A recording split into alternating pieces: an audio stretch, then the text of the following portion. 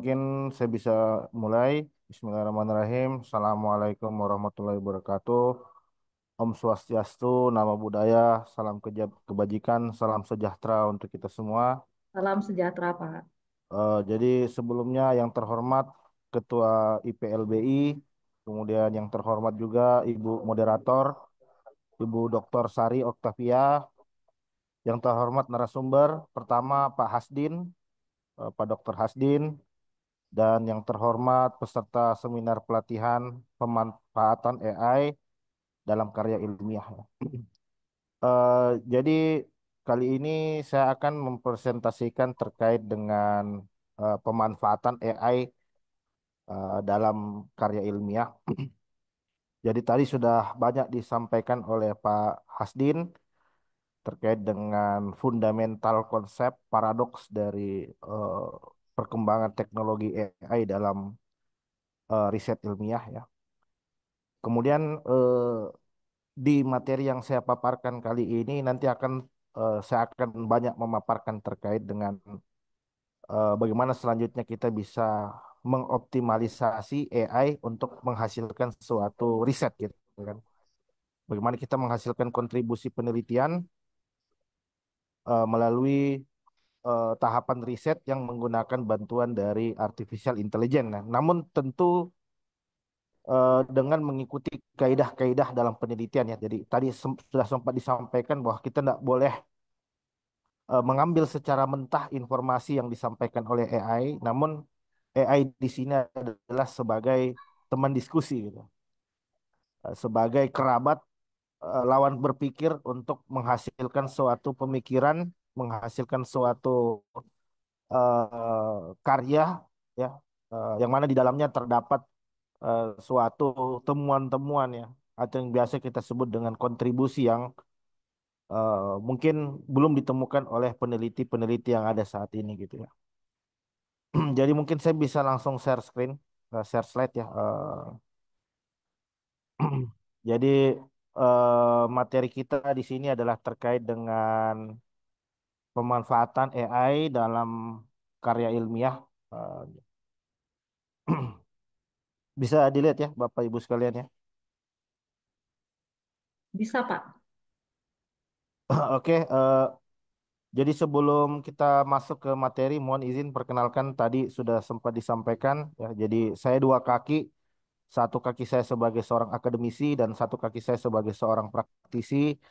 Jadi saya ngajar di beberapa perguruan tinggi ya di STIMIK Catursakti Kendari, di Universitas Siber Muhammadiyah Yogyakarta dan beberapa perguruan tinggi lain. Kemudian satu kaki saya lagi sebagai seorang praktisi, saya kerap terlibat di dalam proyek yang berhubungan dengan IT security di industri dan ini beberapa sertifikasi kompetensi ya, sertifikat internasional yang saya miliki ada eh, Certified IC Council, CompTIA dan lain sebagainya. Jadi saya menyelesaikan pendidikan S2 di Universitas Gadjah Mada dan saat ini sedang menempuh pendidikan S3 juga di kampus yang sama. Jadi itu perkenalan singkat dari saya. Nah, kemudian jadi ini eh, adalah topik yang cukup menarik ya yang sedang happening saat ini yaitu terkait dengan AI ya, artificial intelligence ya atau biasa kita sebut sebagai kecerdasan buatan ya. Kecerdasan buatan. Nah, jadi apa yang selanjutnya bisa kita maksimalkan daripada kecerdasan buatan ini dalam melakukan riset ilmiah ya. Jadi yang pertama tentu saja AI bisa kita gunakan di dalam proses analisis data ya. Jadi kita punya data, misalkan big data ya, apalagi kalau riset yang berhubungan dengan keteknikan kita memiliki banyak dataset ya yang terdistribusi di berbagai tempat. Nah, kita bisa meminta bantuan AI untuk melakukan analisa terhadap data-data yang ada di internet, sehingga dengan begitu kita bisa mengetahui seperti apa sih tren yang terjadi di internet saat ini, seperti apa sih yang sedang happening, yang selanjutnya bisa kita jadikan acuan di dalam eh, di dalam melakukan riset yang lebih mendalam tentunya ya. Kemudian AI di sini kita jadikan acuan di dalam proses pengambilan keputusan. Apakah penelitian kita ini merupakan penelitian yang memiliki orisinalitas? Jadi intinya di dalam proses penelitian itu adalah orisinalitas ya, orisinalitas kemurnian hasil pemikiran daripada seorang peneliti gitu ya. Jadi eh, pemanfaatan AI di sini, jadi kita menggunakan AI di dalam proses meneliti itu adalah hal yang sah-sah saja gitu. Tapi tentu saja di dalam batasan-batasan etik ya, di dalam batasan-batasan etika dalam seorang peneliti gitu ya. Artinya kita hanya mengajak AI untuk membantu untuk menemukan adanya suatu kontribusi penelitian yang selanjutnya bisa menjadi dasar kita di dalam menentukan tahapan riset ya. Gitu. Nah, jadi ini yang selanjutnya bisa kita lakukan dengan memanfaatkan AI ya. Jadi kita bisa melakukan pengolahan data dengan berbagai sumber dengan cepat ya. Jadi misalkan kita pengen ambil data riset dari sosial media, kita bisa ambil data riset dari media online, atau kita mungkin bisa ngambil data riset dari berbagai referensi. Nah, kita bisa menggunakan bantuan AI untuk melakukan otomatisasi di dalam proses pengumpulan data, pengumpulan referensi di dalam melakukan penelitian. Nah, jadi kita minta AI, AI tolong dong carikan saya topik penelitian tentang cyber security ya yang sedang trending saat ini. Nah, itu nanti sama AI akan diberikan daftar referensi yang bisa kita gunakan itu. Nah, dari situ kita bisa lakukan analisis komparasi terhadap beberapa literatur yang kita dapatkan. Tolong AI lakukan kajian terhadap beberapa literatur yang ada, apa bedanya, apa kesamaannya, apa bedanya. Kemudian kira-kira seperti apa kontribusi yang selanjutnya bisa saya berikan eh, ya, di luar daripada peneliti yang telah dilakukan sebelumnya ya. Nah, jadi kita bisa memanfaatkan ChatGPT, AI dan lain sebagainya ya, DeepSeek ya untuk menghasilkan apa jawaban yang kita inginkan ya. Ntar kita akan ada sisi demo nanti di sana ya.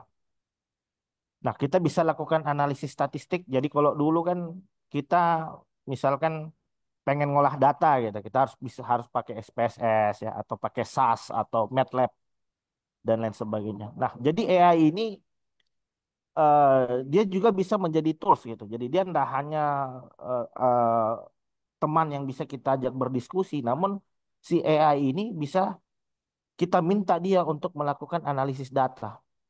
AI, saya punya dataset seperti ini, tolong lakukan analisis tren. Nah, nanti dia akan menerapkan berbagai macam jenis metode di sana, ya metode-metode statistik, misalkan melakukan analisis regresi, ya melakukan decision tree, sehingga dengan begitu kita bisa mendapatkan pola dari data yang ada di dalam suatu dataset seperti itu. Ya, penyusunan literatur, AI dapat merekomendasikan literatur yang relevan. Ini tadi sudah sempat saya sampaikan. Ah, Terus kemudian melakukan penyuntingan. Jadi istilahnya apa? One stop solution gitu. Jadi cukup dengan satu tools dia sudah bisa melakukan banyak hal di sana, yang melakukan pengecekan apa tadi plagiarisme.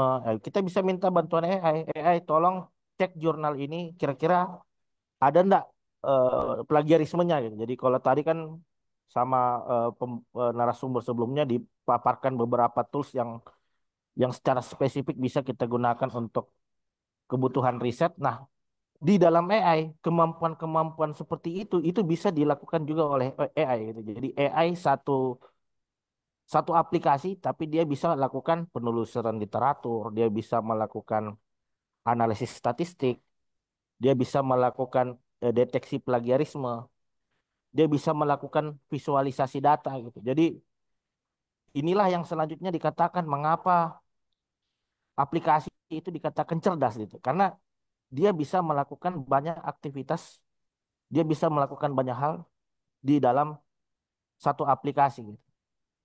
Itulah salah satu kelebihan dari AI. Dan AI ini apa? Dia pengetahuannya bertambah. Jadi ada kita kenal istilah data engineering ya. Jadi di dalam AI dia ada fitur yang kita sebut dengan data engineering. Ya, jadi data engineering itu artinya AI dia belajar dari search engine. Jadi pengetahuannya selalu diupdate berdasarkan informasi yang ada di internet. Sehingga dengan begitu kita bisa mengetahui informasi yang terbaru gitu. Apa sih keterbaruan dari riset di suatu bidang ilmu tertentu, misalkan seperti itu. Nah, jadi ini adalah teknologi yang ada di dalam AI yang umumnya kita lakukan di dalam kebutuhan riset. Jadi yang pertama itu ada fitur yang kita sebut NLP, Natural Language Processing. Ya. Jadi AI udah layaknya manusia yang dapat mempelajari teks, dapat menyusun suatu informasi sehingga didapatkan suatu narasi, ya. Nah, terus dia bisa melakukan machine learning, ya, mesin yang belajar ya. Machine learning itu artinya mesin yang belajar. Dia memiliki pengetahuan berdasarkan data-data yang telah dipelajari. Dia punya pengetahuan. Kemudian dari pengetahuan dia bisa melakukan prediksi, nah, gitu.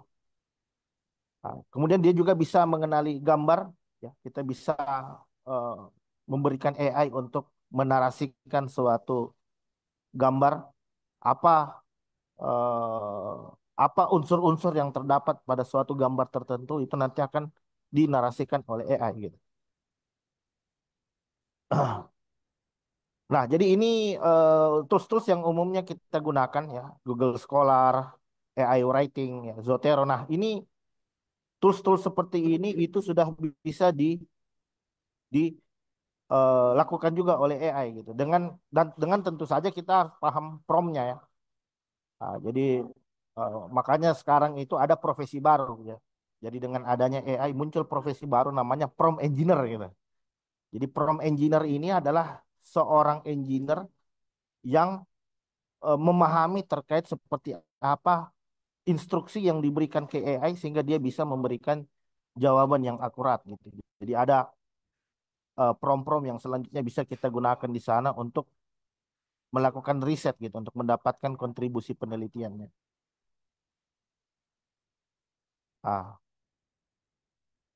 Ah, jadi kita eh, eh, saya akan demo ya. Nah, ini masih jadi saya akan demo saja terkait dengan AI. Jadi di sini saya udah buka AI.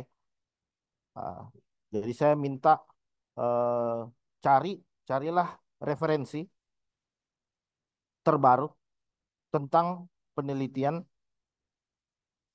tentang penelitian seputar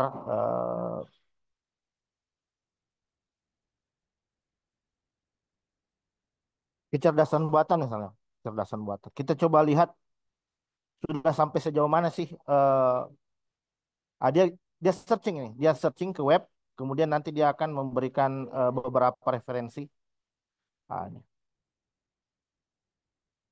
Berikut ada referensi terbaru mengenai penelitian di bidang kecerdasan buatan. Jadi ini 5 tren penelitian tentang kecerdasan buatan. Ini sumber pertama. Ah, jadi ini referensinya adalah web ya. Jadi saya bisa saja minta AI carilah referensi terbaru seputar penelitian yang sumbernya adalah dari jurnal ya. Jadi AI ini semakin spesifik prompt yang kita berikan, maka akan semakin baik akurasinya gitu. Akan semakin baik juga dia memberikan jawaban gitu. Jadi kadang kok saya udah masukin prompt di AI tapi kok jawabannya ngawur gitu. Berarti ada yang salah dari prompt kita gitu. Jadi karena namanya AI kecerdasan buatan bagaimanapun dia juga tetap mesin gitu. Sehingga kita butuh bagaimana memahami bahasa dia dengan baik gitu. Jadi bukan AI yang ngerti bahasa kita, tapi kita yang harus ngerti bahasa AI. Sehingga dengan begitu kita bisa menginstruksikan dia, tolong kamu cari referensi. tolong kamu lakukan kajian analisis terhadap data hasil penelitian saya seperti itu. Jadi adanya AI ini memudahkan, bukan berarti menggantikan gitu. Jadi kalau misalkan kita pakai AI dan hasilnya kita copy paste, berarti bukan membantu malah mengganti gitu kan. Jadi kan kita mau membantu, kita mau dibantu oleh AI, bukan digantikan oleh AI gitu. Jadi bagaimana kita menghasilkan output yang out of the box gitu dari AI ini yang sehingga dengan begitu ini bisa selanjutnya menjadikan kontribusi penelitian kita. Jadi AI ini membantu untuk mencari kontribusi penelitian yang belum pernah dilakukan oleh orang selama ini gitu. Nah, jadi kalau kita klik, nah, dia akan langsung ngarahin ke jurnalnya gitu. Nah, ini dia langsung ngarahin ke jurnalnya. Nah, ini. Nah, ada jurnalnya yang selanjutnya nanti bisa kita download ya, untuk bahan kajian kita. Ini jurnal ini dari jurnal eh, Universitas Pahlawan, di loading dulu. Nah, jadi secara spesifik dia akan mengarahkan ke file PDF-nya gitu. Nah, jadi file PDF-nya kita tinggal download. Nah, jadi ini pemanfaatan AI untuk penelusuran referensi. Ya. Satu ya. Kemudian kedua, saya udah download file jurnalnya tadi. Jadi saya udah download file jurnal. Kemudian saya minta AI untuk selanjutnya melakukan analisa terhadap dokumen PDF yang tadi telah kita download gitu ya. Nah, tapi karena kadang dia ada keterbatasan ya. AI ini kadang ada keterbatasan. Misalkan dia hanya boleh. Saya udah sempat gunakan tadi untuk apa namanya beberapa kali upload dokumen. Nah, kita selain itu kita ada DeepSeek juga ya. Jadi selain ChatGPT juga ada DeepSeek. Jadi kalau DeepSeek ini Cina punya Cina. Jadi di DeepSeek juga ada fitur kita bisa melampirkan suatu dokumen ya. Jadi saya melampirkan suatu dokumen, kemudian selanjutnya saya minta lakukan analisa, lakukan analisa atau rangkum apa inti daripada informasi jurnal yang ada gitu ya. Dia proses upload dulu. Jadi mudahnya kita seperti ini. Berikan, jadi kita minta AI berikan daftar prompt yang bisa saya gunakan. Jadi kita minta ini ya apa prompt yang bisa kita gunakan untuk melakukan kebutuhan riset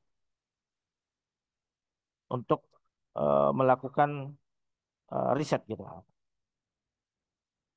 Jadi dia akan berikan daftar perintahnya apa-apa perintah yang bisa kita lakukan. Jadi misalkan kalau apalagi kalau di apa penelitian dokter ya, misalkan saya sendiri diminta untuk mereview minimal 500 jurnal, 500 jurnal. Bayangkan kita harus baca 500 jurnal itu.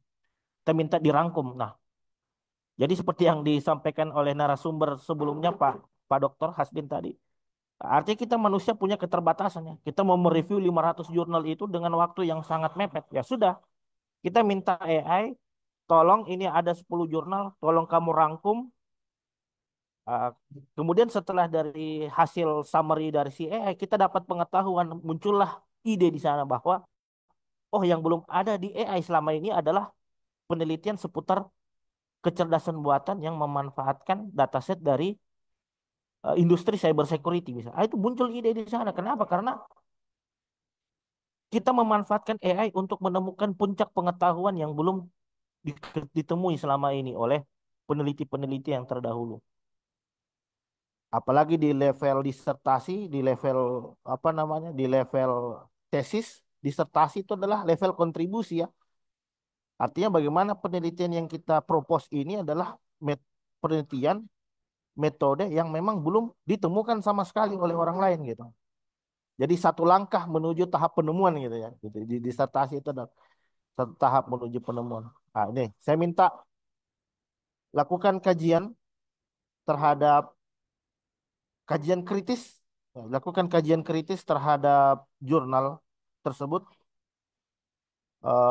dan berikan kontribusi dan berikan kontribusi atau peluang pengembangan dari jurnal tersebut. Nah, gitu. Jadi kita minta AI untuk cari kira-kira apa yang bisa saya kontribusi dari penelitian itu gitu. Nah, itu. Tapi kita nggak boleh menelan mentah-mentah ya. Jadi seperti yang disampaikan oleh peneliti sebelumnya apa narasumber, kita jangan menelan mentah-mentah. Artinya apa jawaban AI ini adalah hanya dasar pemikiran saja. Hanya tambahan informasi yang selanjutnya dari sana kita berusaha untuk menemukan eh,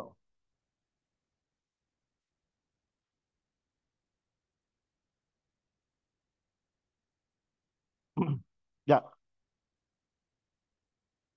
Nah, jadi kita bisa lihat di sana ada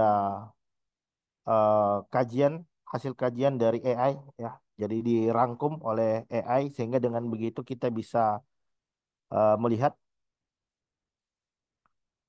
relevansi topik ya. eh, Peran kecerdasan buatan dalam otomasi proses bisnis. Ah, gitu kan. Jadi peran AI.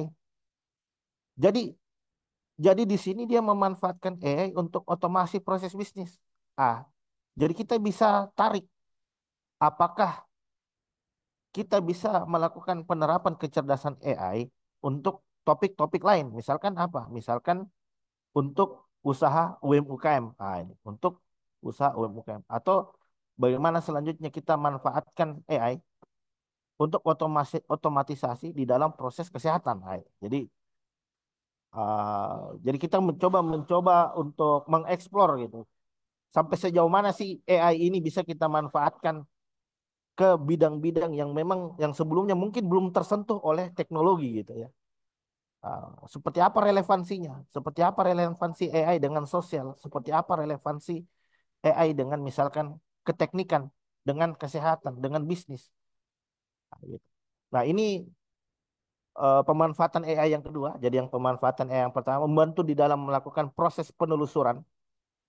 Terus yang kedua, pemanfaatan AI untuk membantu dalam melakukan kajian terhadap kedalaman dari riset penelitian sebelumnya.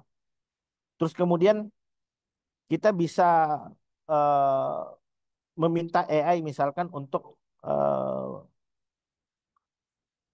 kita bisa minta AI untuk misalkan lakukan analisis komparasi. Jadi misalkan ini kan saya pakai satu jurnal ya. Nah, ini saya pakai satu jurnal. Jadi kita bisa menggunakan dua atau tiga jurnal yang kemudian AI selanjutnya nanti akan melakukan analisis komparasi, analisis perbandingan.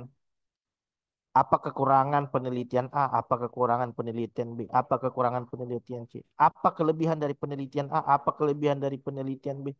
Jadi kita bisa lihat apa kekurangan dan kelebihan daripada masing-masing peneliti. Kemudian dari situ kita mencoba untuk menarik benang merahnya gitu. Kita coba menarik benang merahnya. Oh, inilah nanti yang selanjutnya jadi kontribusi saya. Yang mana kontribusi saya ini tidak ada dari peneliti-peneliti yang diusulkan oleh orang-orang sebelumnya. Nah, seperti itu. Nah, misalkan seperti ini lagi, saya minta AI untuk apa namanya melakukan analisis simulasi terhadap suatu dataset ya. Jadi kalau kami kan di informatika teknik ya, di ilmu komputer itu biasa melakukan analisis data big data gitu ya. Misalkan jadi saya ambil yang sederhananya ya, misalkan saya punya data Excel ya, eh, laporan hasil riset ya, laporan misalkan eh, saya punya eh, data cyber attack misalkan karena bidang saya di apa bidang saya di cyber security. Nah, saya coba untuk AI untuk selanjutnya melakukan analisis terhadap suatu dataset gitu kan. Saya coba cari sampel data yang bisa saya analisa. Eh, atau sebentar. Jadi saya coba ini dulu fitur-fitur untuk identifikasi bagaimana AI kemampuan AI untuk mengidentifikasi suatu gambar misalkan. Jadi ini ada poster riset ya. Ini ada poster riset yang poster webinar ini. Saya coba AI, apakah AI mampu untuk apa namanya menginterpretasikan apa data yang ada di dalam gambar. Ah,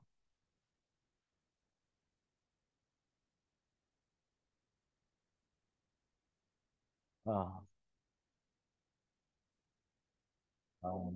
Ini, ini, ini ada data ini ya, ada data statistik. Ntar saya coba demo pakai data statistik. Jadi saya minta AI lakukan analisa terhadap gambar gitu. Apa sih yang ada di dalam gambar untuk mengetahui seberapa cerdas sih dia, seberapa cerdas si AI untuk mengidentifikasi suatu data-data visual gitu.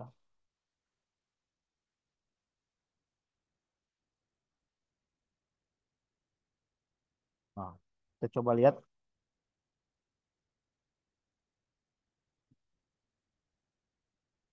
Nah, dia menginterpretasikan ah,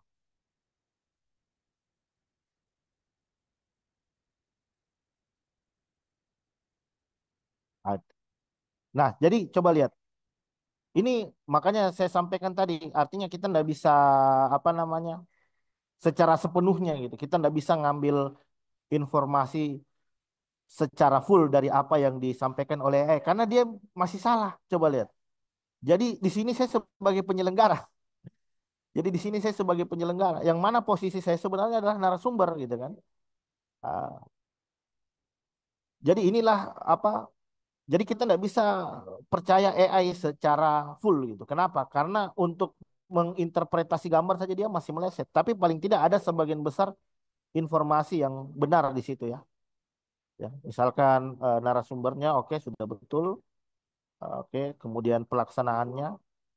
Nah, cuman dia kekurangannya di dalam menentukan siapa yang masuk ke dalam narasumber dan siapa yang masuk ke dalam penyelenggara gitu kan. Ini masih ada yang miss di sini ya. Jadi misalkan kalau saya minta AI untuk menginterpretasikan data statistik, jadi misalkan saya punya data statistik,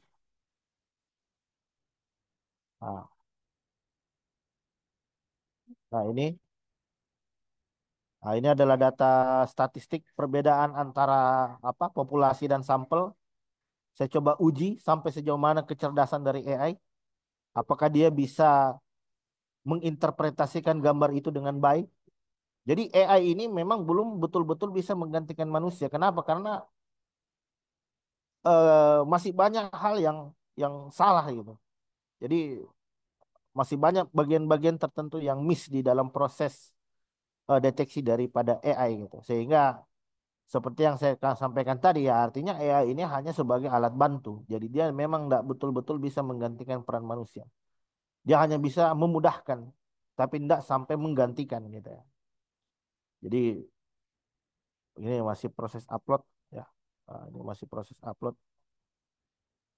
Ah, ah, ini kita tunggu sampai. Jadi kalau di dalam bidang kajian ilmu saya sendiri, artinya AI ini saya manfaatkan di mana? Jadi misalkan kalau di bidang cyber security ya, jadi kalau saat ini kan kita sering dengar tren kebocoran informasi, kebocoran data, terjadinya peretasan aktivitas hacker. Jadi kita manfaatkan AI untuk menemukan adanya pola-pola serangan baru gitu ya. Jadi kalau hacker aja pakai AI ya artinya kita yang melakukan pengamanan kepada sistem itu tentu harus bisa memaksimalkan AI juga. Nah, jadi sekarang apa jenis serangan lebih lebih lebih canggih. Kenapa? Dengan adanya AI ini kita bisa membantu untuk mencari adanya kerentanan yang ada pada suatu aplikasi. Kemudian dari situ kita bisa menentukan ini serangan apa yang selanjutnya kita terapkan. Nah, jadi ada istilah orang yang menggunakan AI itu lebih lebih satu kali lebih langka ya siapa dia dia jauh lebih baik dibandingkan yang tidak memanfaatkan AI aja gitu. Jadi kenapa? Karena dengan memanfaatkan AI hampir sebagian besar aktivitas kita bisa terselesaikan di sana ya. Oh ini server busy ya, sebentar. Nah, ah, tapi secara garis besar seperti itu ya. Artinya yang bisa saya demonstrasikan terkait dengan pemanfaatan AI yaitu ChatGPT dan eh, DeepSeek ya. Jadi tadi sudah saya sempat demokan yang pertama satu terkait dengan bagaimana AI kita manfaatkan untuk melakukan penelusuran literatur yang terbaru, mencari referensi yang sedang apa kebaruan-kebaruan kita manfaatkan AI untuk menemukan adanya kebaruan di dalam suatu penelitian. Terus yang kedua, kita manfaatkan AI untuk membantu di dalam melakukan kajian kritis terhadap suatu informasi. Dan ketiga, kita bisa meminta AI untuk tadi melakukan deteksi apakah ada plagiarisme atau mungkin bisa jadi ada konten-konten tertentu yang ternyata copy paste. Sama AI itu nanti bisa ketahuan. Jadi kita minta AI tolong cari ada enggak kesamaan dari jurnal ini dengan jurnal punya orang lain. Itu. Jadi kalau misalkan tadi kalau siswa mahasiswa kita mereka pakai AI ya kita lawan juga dia pakai AI gitu. Bisa jadi artikelnya hasil kopas semua. Kita masukkan AI langsung ketahuan. Oh ternyata mahasiswa ini ngambil referensi dari jurnal ini ya gitu. Nah, jadi AI dilawan AI gitu ya. Jadi penelusuran literatur akan jauh lebih spesifik dengan menggunakan bantuan daripada AI. Dan kemudian yang keempat tadi ya kita bisa melakukan analisis big data ya. Tapi kebetulan di sini karena saya tidak punya data sheet-nya, jadi saya bisa minta AI untuk membaca tren dari suatu data ya. Misalkan ada data terkait dengan jumlah cyber attack yang terjadi di Indonesia selama beberapa tahun terakhir. Nah, saya bisa minta visualisasinya. Saya bisa minta AI untuk coba buatlah visualisasi dari cyber attack yang terjadi di Indonesia. Nah, nanti dibuatkan grafiknya. Sehingga dengan begitu kita bisa membaca trennya. Oh, tren yang paling banyak terjadi serangan cyber attack di sekarang ini itu adalah denial of service atau ada brute force attack. Ya. Jadi kita bisa sesuaikan dengan riset penelitian yang kita lakukan gitu, sesuai dengan bidang keilmuan masing-masing tentunya. Ya, jadi ini tantangan dari penggunaan AI. Jadi seperti yang saya katakan tadi bahwa AI ini seperti pisau bermata dua gitu kan. Kalau AI ini kita gunakan untuk hal yang baik, artinya kita bisa menemukan adanya kontribusi penelitian, kebaruan, penemuan yang mungkin sebelumnya tidak ditemukan oleh peneliti-peneliti lain. Tapi kalau dia disalahgunakan, artinya AI ini bisa digunakan untuk tadi melakukan plagiarisme, melakukan duplikasi konten, ya.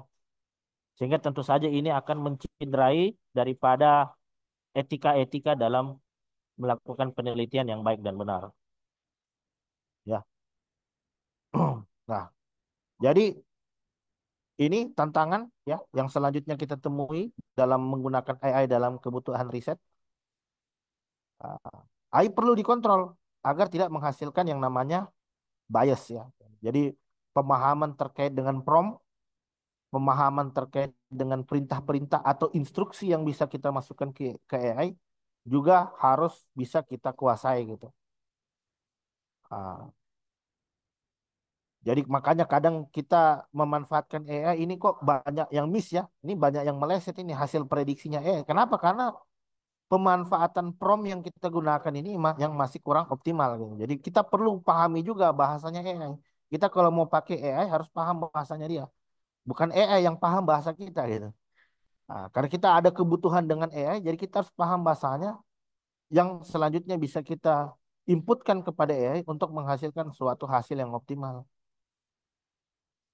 Nah, kemudian keaslian data, jadi harus digunakan dengan etika akademik dan Tentu saja terkait dengan keamanan dan privasi data ya. Jadi pastikan data riset kita tidak bocor atau disalahgunakan oleh pihak-pihak yang tidak bertanggung jawab. Nah, jadi ini kesimpulan. Artinya AI memberikan banyak manfaat dalam penyusunan karya ilmiah dalam lingkup riset binaan jika AI itu digunakan dengan baik dan benar tentunya. Nah, kemudian ini adalah beberapa fitur yang selanjutnya bisa kita maksimalkan di dalam AI. Kita bisa meminta AI untuk melakukan analisis terhadap data. Kita bisa AI untuk melakukan penelusuran literatur, melakukan pengeditan parafrase. Jadi kita udah nulis sendiri nih, tapi kita mau memastikan ini penulisan parafrase saya udah benar nah. Pengejaannya udah benar nah, EYD-nya udah benar nah itu. Nah, gitu kan.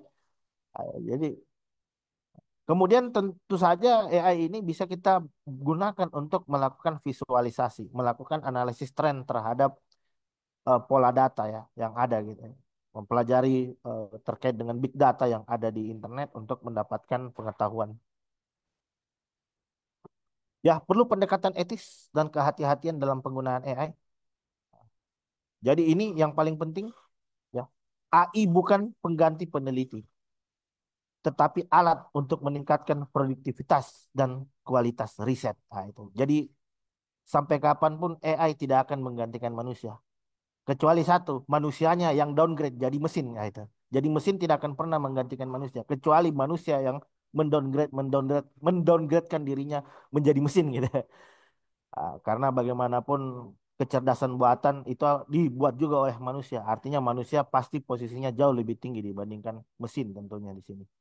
Oke, mungkin itu saja yang bisa saya paparkan terkait dengan